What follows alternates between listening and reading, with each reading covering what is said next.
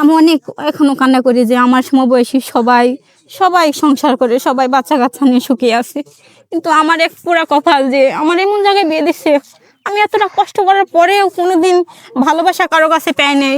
যে এত কষ্ট করছে, আমি আমার শ্বশুর বাড়িতে ধান পর্যন্ত কাটছি, ধান কাটছি, আটে বেড়াইছি, আমার শ্বশুরের সাথে সাথে সবকিছু করতাম, ঘাস কাটছি, মানে মারও খাইছি। নুনাসের ছেলে মারছে, নুনাস মানে শাশুড়ি মারছে, শ্বশুরে মারছিল, তারপরেও আমি সহ্য করে গেছি। যে হয়তো একসাথে থাকলে দু এক কথা মনে করি ঝগড়াঝাটি হয় একসাথে থাকলে, তারপর আমি আমার মতো মেনে গেছি। কিন্তু ওর আব্বু বাড়িতে যদি একটা হয়তো আর একটু বানিয়ে বানিয়ে বইলা অন্য কিছু ভাইবা আরও মনে করেন রাগ উঠাই দিত, এগুলা দিয়ে দূরত্ব তৈরি করে দিছি আমাদের মধ্যে। না, আমি যদি নিজে সৎ থাকি, নিজে যদি ভালো থাকি, মানুষে কে কি বললো ওগুলা তো দেখা নাই। আমি আমার মতো, আমি আমি আমার জীবন আমি একটাই ভাবছি, যে যাই কিছু বলুক, যে আমি আমার জীবন আমি সন্তান নিয়ে আমার কাটাইতে হবো, আমি দিন শেষে এটুকুই ভাবছি। সে এটুকু যদি ভাবতো তাহলে হয়তো এই পর্যায়ে যাইতো না, সে ভাবে নাই। আপনার এলাকাবাসীর কাছে জিজ্ঞাসা করেন যে আমার মধ্যে কোনো রেকর্ড খারাপ বা কেউ কিছু বলতে পারি কিনা, আমি এটা বলতে পারবো যে আমার মধ্যে আমি এই ধরনের কোনো কাজ করিনি যে আমাকে নিয়ে খাওয়া চলবো না।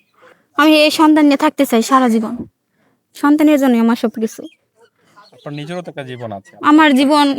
আমার জীবন যখন আমার মনে করেন হাজবেন্ড বাড়ি 2 মাস আমার যখন বিয়ে হয়েছিল তখনই সে পাশে থাকে নাই, ওই সময় আমি তাকে পাইনি। এখন আর কি দরকার আছে আমার, আমার দরকার ছিল, এখন দরকার আছে আমার সন্তানের জন্য, আমার গার্জেন হিসেবে সারা জীবন মানে সে আমাদের মনে করেন বটগাছের মতো দাঁড়িয়ে থাকতে পারে, এরকম আমি চাই যে আমাদের পাশে থাক, আমাদের যেন দূরে ঠেলে না দেখ। আমি এটুকু চাই যে সারা জীবন আমাদের মা ছেলের পাশে থাক।